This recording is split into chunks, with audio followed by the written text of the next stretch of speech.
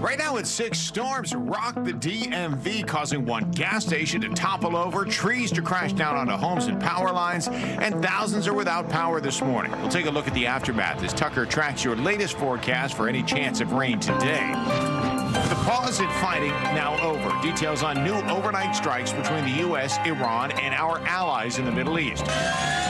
New video out of Japan from the earthquake that also caused a deadly explosion at a mall. We'll hear the latest on rescue efforts.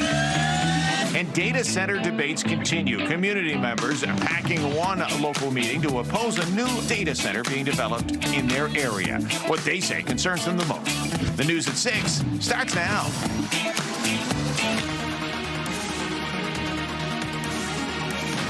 Hey, great to be with you. Made it to midweek on this Wednesday morning. Appreciate you being with us here on Fox 5 and streaming on Fox Local. Absolutely. So we got to get the day started with Tucker and May. Good morning. Tuck. All right, good morning.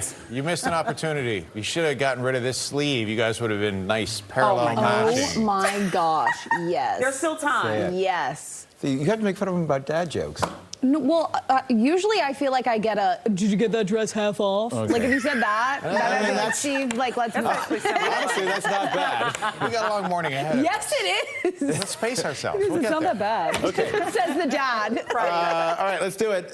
We are looking at much improvement over yesterday. Of course, the terrible storms that came through last night, a thing of the past here, and a quieter day for us. 71 to get your morning going at Reagan National this morning. Della's 70.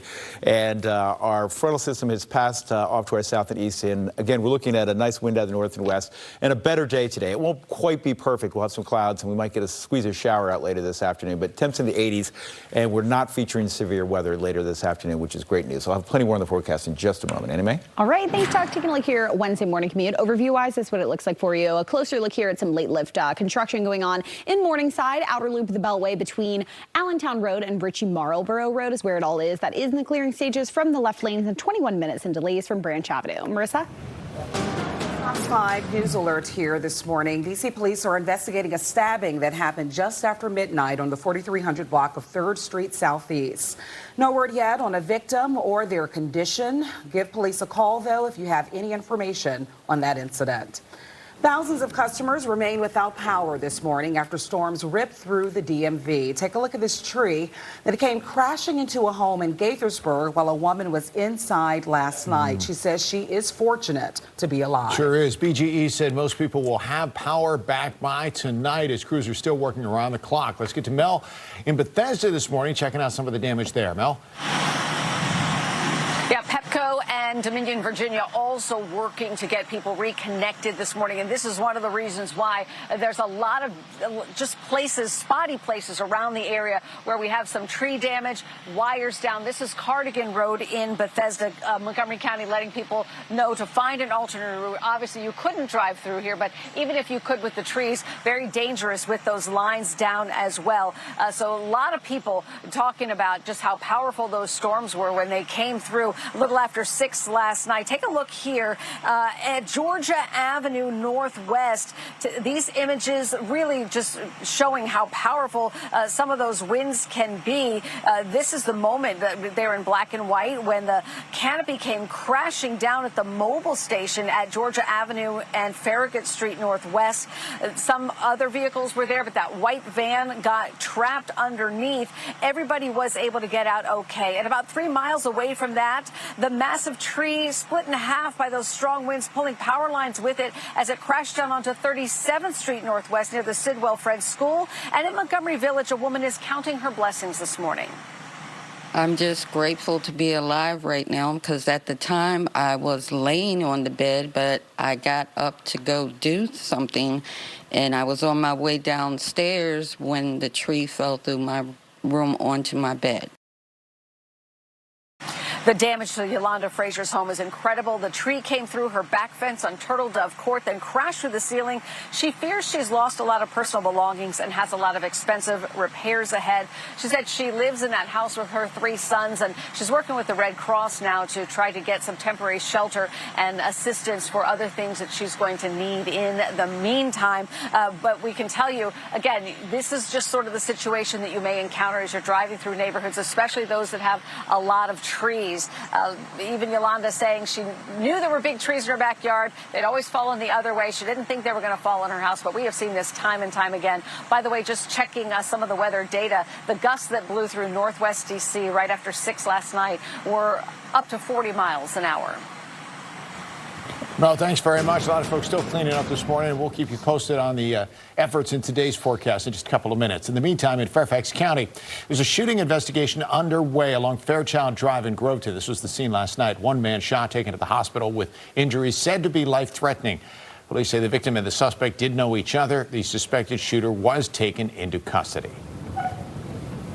I'm Jacqueline Matter in the newsroom with the latest on the war in Iran this morning. The U.S. military says that it intercepted an Iranian ballistic missile targeting a U.S. military base and what Central Command is describing as a, quote, attempted surprise attack. It marks Iran's first ballistic missile attack against a U.S. base in that region since President Trump paused strikes against Iran last Friday. Also comes hours after Trump met with Israeli Prime Minister Benjamin Netanyahu at the White House. Earlier this week, President Trump told Axios the U.S. is in, quote, very deep talks with Iran, but warned military action could start again. Marissa? The late Senator Lindsey Graham will be laid to rest today in South Carolina. His remains are expected to arrive at the South Carolina State House later this morning, where his casket will then be escorted along Main Street with a military flyover and special tribute from law enforcement.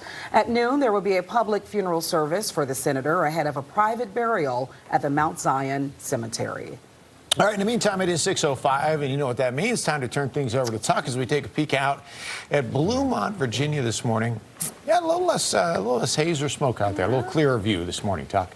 Yeah, I mean, that's mostly just a lot of moisture in the atmosphere from the rain we had last night. And I think that today will turn into a much nicer day than yesterday. Generally, sunshine and guaranteed no severe weather, so we'll take it.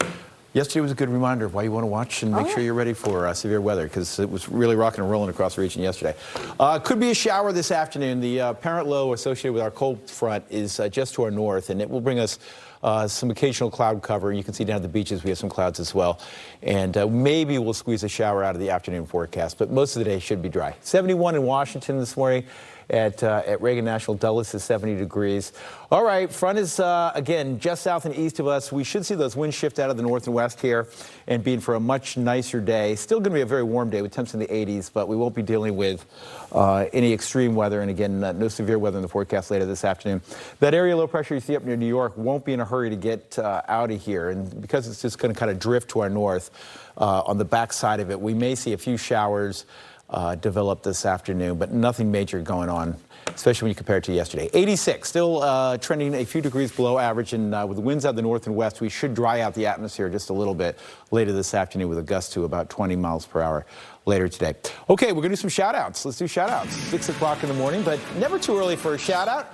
Showing some love here. We got Michael C. Nicholas in Laurel checking in, and we got a happy birthday Pop-Pop. Absolutely love it. Great big happy birthday, Pop-Pop. Great picture of the three of you, and I assume that Pop-Pop is in the blue hat, and we wish you a very happy birthday there, as I hope it's the best year yet. All right, Unique in District Heights, and just a picture of cuteness there. I'm not sure, yeah. Okay, Unique with Mom, and I assume you guys watch every morning. We love it. Cute picture of the two of you in District Heights. Scan me in the upper right-hand corner. Let us know where you're watching from. I think Annie Mae has some shots like that with her mom. Probably. Right? Of course I do. Selfies with my mom, of course. Yeah. We'll take a look here at your rail commute for Wednesday morning. Metro Orange and Silver Line expecting delays to downtown Largo and New Carrollton. That is due to a train with a mechanical problem that's going on at Foggy Bottom. So again, that's affecting Orange and Silver for you on Metro. We'll go ahead and take a look once again here at this late lift construction that's still affecting the area through Morningside on the outer loop. This is construction between Allentown Road and Ritchie Marlboro Road that is still in the clearing stages from the left lanes, about 14 minutes and delays from Branch Avenue. Moving on to the inner loop of the Beltway. This is between Branch Avenue and I-295. Pretty normal, maybe a tad bit increase at about 13 minutes for 6 miles right there. Steve? All right, Annie Mae, thanks very much. Let's get to a news alert now as the death toll in Japan continuing to rise after yesterday's earthquake. Dozens are injured or missing. Death toll now at 18.